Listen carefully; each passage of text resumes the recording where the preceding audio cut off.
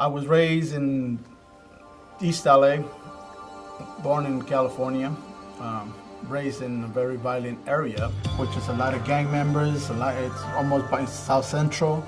My dad was an alcoholic. It was mostly all my life was an abusive family. My dad used to beat me, and he really rejected me a lot. I mean, I have a brother and a sister, but I was always the one that would get the hit, and because I was the oldest one. No, it wasn't because I was the only one. Because he just hated me.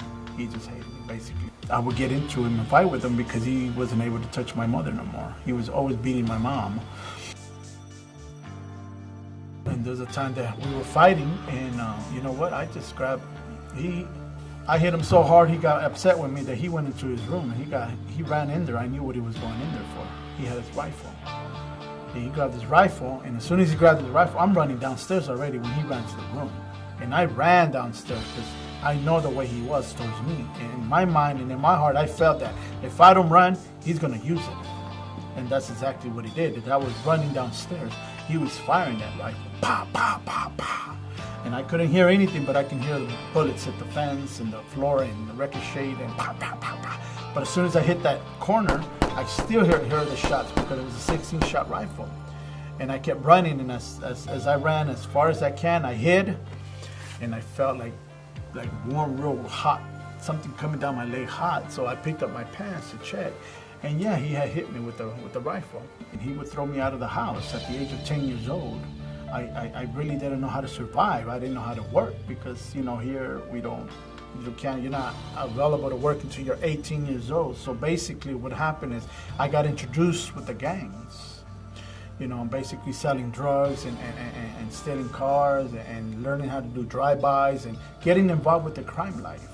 In order to jump into the gang, you had to get jumped in. You had to get jumped in by 15 or 10 guys, see how tough of a guy you was, and see how much you can take the punches and the hits. I remember Brother Ronnie and Donnie, a church bus were coming to try to pick us up. And I would say, you know what, Mario, Jesus loves you. Look at the Bible. We'll say, don't talk to me about your God, man. I did drugs. I did all kind of drugs. But the only thing I never did was heroin. But I got introduced to it. At one point there was this guy that had some. And, I was already depressed. I was already more like frustrated with my life. I would try to commit suicide. I would try to hang myself, cut my wrist. We would sit at the table and play Russian roulette and with the gun and there's times I pulled that gun in my head and skipped the bullets. I mean, it was my turn right there for that bullet to come out, and it was skip the bullet. That's why I thank God for that, because in Jeremiah, in the book Jeremiah chapter 1, it says, "For he has called you before placing you in your mother's womb, and out of your mother's womb he has called you." But back to the heroin. I never did heroin, but there was a point where the guy put the belt around my hand. He tightened up that belt, and he loaded up that needle, and that needle was coming to me. It was coming closer and closer. Next thing you know, I heard a voice, very heavy and deep, and this voice scared me when he told me, "Don't do it, because today will be the last." I got scared. Just that one time that voice spoke to me. I said, "No." I took out the belt and I took off. My first time I went to jail, it was called juvenile hall for boys, and I did 6 months. From that point on, it was up in and out half of my life, until one day I hit prison. I went to prison. They gave me 10 years. I did 7 years out of it. There's times that I went to the bathroom at one point in prison, and there was this guy coming in, and I kind of didn't hear him. But I kind of had a feeling somebody was behind me. But this guy was coming behind me with a shanker. He was getting ready to slice my throat. He's getting ready to stick me. So I got a chance to turn around because something told me, turn around. And when I did, he was coming at me with this shanker. And that's when I fought him off. I had to fight him off. And, you have to do whatever you got to do for your life. Inside of me, I was holding all this pain that I couldn't hold no more. And the only thing I hated, and I heard about God, and God would talk to me, God would send people to talk to me. But you know what? I would tell people, get away from me. I don't want to hear anything about your God. And if I had a gun that I can reach God, I would shoot him in his heart. That's how much I hated God, because in me, I said, if there was a God, God would not let me do anything. So at the point in time when I said, well, I kept walking and doing my destruction and doing my drugs and stealing and hurting people. If I didn't like you, if you gave me a dirty look, I'm going to tell you something. If you rolled your eyes on me, I'm going to go and knock you out, and I don't care what and which way and how I was going to do it. I had a nickname by the name of Evil.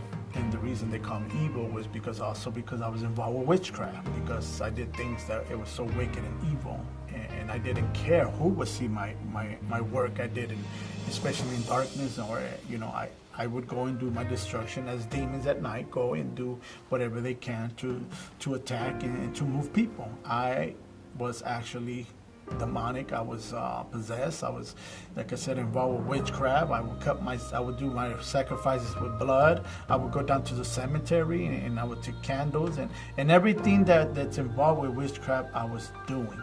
But my point that I could have been dead a long time ago.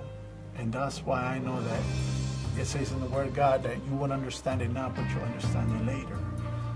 So everything that I went in my life and everything I went through, it's because God had a purpose in my life.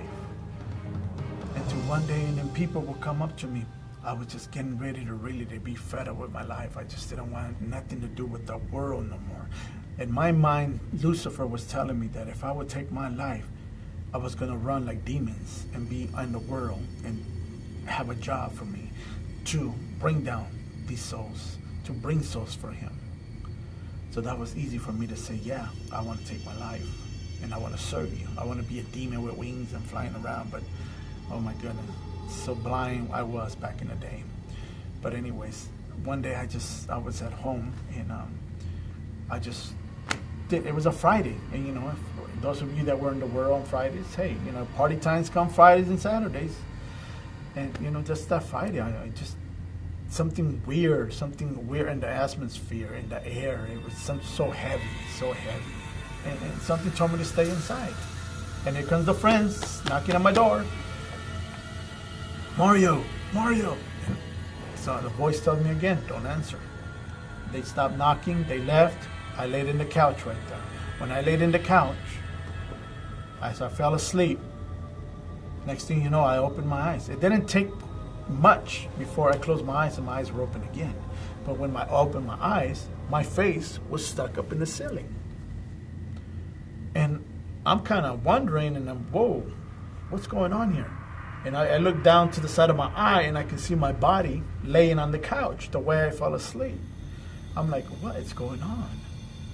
So next thing you know, I start spinning on the ceiling, little by little. And there's nothing on the ceiling, so I'm trying to hold on to something here. But it just keep kind of, whoa. And I'm going faster and faster and faster. And as I'm going faster, I'm starting to hear these demons laugh at me. Real wicked laugh. I don't know if you guys ever seen these Hollywood movies, how the demons laugh at you and it sounds so wicked. And I can hear a lot of laughing, and as I'm going faster and faster and faster, it just, that's the last thing I heard was, and then I'll find myself in this dark place. Everything was dark, pitch dark, and there was trees that were dead, and it was black and burned, and the ground was the sand. I was standing on sand. It was like gray, like a grayish color. I say pitch black because it was pitch black, but for some reason, whatever was behind me, there was a light that was allowing me to see. Because if there was no light, you couldn't even see your hand if you had it in front of you. That's how pitch black it was in there. So then, as I can see everything around me, I hear a noise going, and I look in front of me, and there's a light that kind of brightened up that area over there. And I see this big black tunnel. It's a big black tunnel. So I'm starting to move forward to this tunnel. But the thing about that caught my attention was that I wasn't walking. My feet wasn't moving. So I look down at my feet, and I'm up in the air, floating.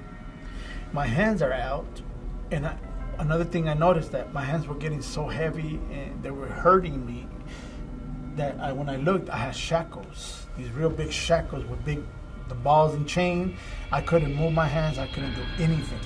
But I kept moving forward to this tunnel. And there was 5 demons. There was 2 in front of me, 2 in the side, and 1 in the back. They were covered in black. These demons were different. Some of them have faces of rat.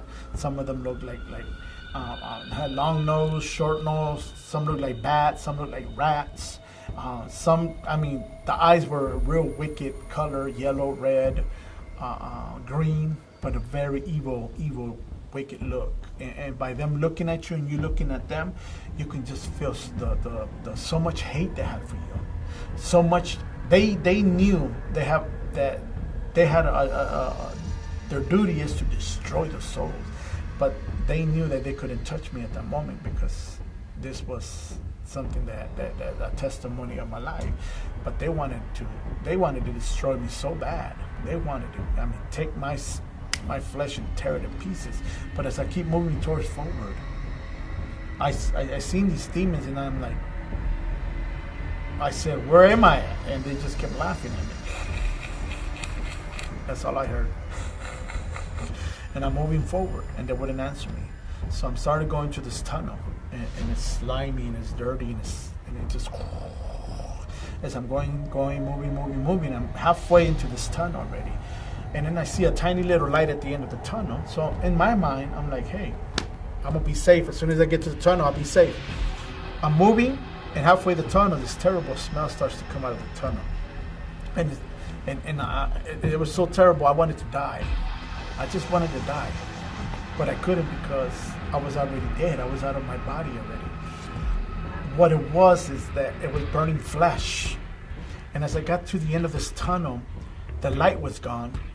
And everything got quiet, everything got silent. Demons were gone. Next thing you know, this fire just kind of rise up in front of me, this big fire. You know, in the morning, how you open the curtains in the morning and the light comes in? Well, this fire just kind of opened up.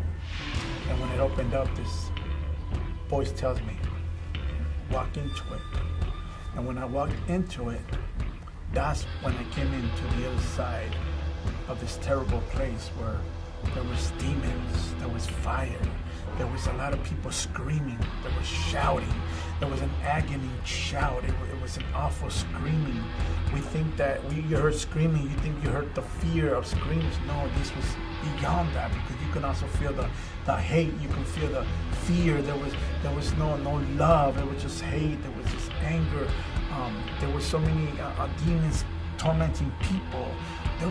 There were rivers, and these rivers had skeletons in there, and there were skeletons together. And you know what? The voice would speak to me, a voice, and I couldn't understand it, because back again in the Word of God says, you won't understand it now, but later you will. And I would see scriptures, biblical scriptures, but I did not understand what that meant. What is this that I see? What am I reading? Okay, so towards the end, I see everybody being burned, and people just screaming and shouting. People are everything, even people that we serve God. They're out there doing both things. They're serving God and try to go out there and dance with demons at night or at clubs and serve. You can't serve two masters. But at the end of this tunnel already, as I was walking through all this, I was afraid already. I couldn't move no more, nothing. But as I came to the end of this hell, I seen a big angel on the right hand side, and this angel had a big sword in his hand, and the sword was full of fire. And he spoke to me and said, he called me through his spiritual name first, and then he called me through my name, and he said, Mario, look at me. I looked at him. I was afraid because I didn't even know what it was either. But this angel was so beautiful. He says, peace. And then a little peace came to me. He says, do you know where you're at? And I looked at him and I said, no. He said, if today was your day, this will be your portion. This is hell. He says, this where you will spend your eternal life. He says, who's your God? And I said, I don't know. And I remember we spoke about Ronnie and Donnie. He opened up a little window with these two Christian brothers who come to me with the Bible and say, Jesus loves you. And the window closed. He says, who's your God? The angel says again, who's your God? I said, Jesus. He says, scream the name of your God. And I screamed it loud, Jesus! And it echoed through the tunnels and everywhere I walked through. And next thing you know, it was like, whoa! I came back into my body. And I got up and I couldn't breathe. I was trying to catch my breath. I was trying to catch my breath. I said, all I got to say, people, let me tell you before I end this, hell is real. And we need to stay strong and hold on to God's hands no matter what. Because I don't want to see nobody to get there. My job is also to keep working with to work my salvation to get there.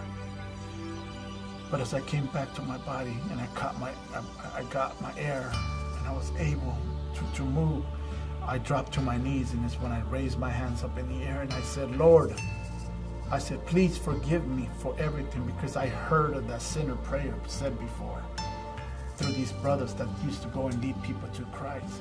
It says, Jesus, please forgive me and come into my heart. I remember those words, and when I spoke those words, that was the day that the Lord delivered me. I felt like electricity inside from the bottom of my feet running all the way up, and it came out of my head. Zoom! From that point on, within 20 years, I was delivered from drugs, from alcohol, from sin. That was the day that the Lord has made for me. And that was the day that I was hungry for God, to serve Him with all of my heart. And that's when the Lord has moved me from California. He moves me around the states, the nations, to deliver His word and to give the testimony of heaven and hell. Let people know the truth, what's going to happen after you die. So many people are so laid back and comfortable thinking that, no, we can't go there because there's work to be done for God. It's time to wake up, people. So as a prayer, the Lord moved from California to Reno to Kansas City, and I'm here now.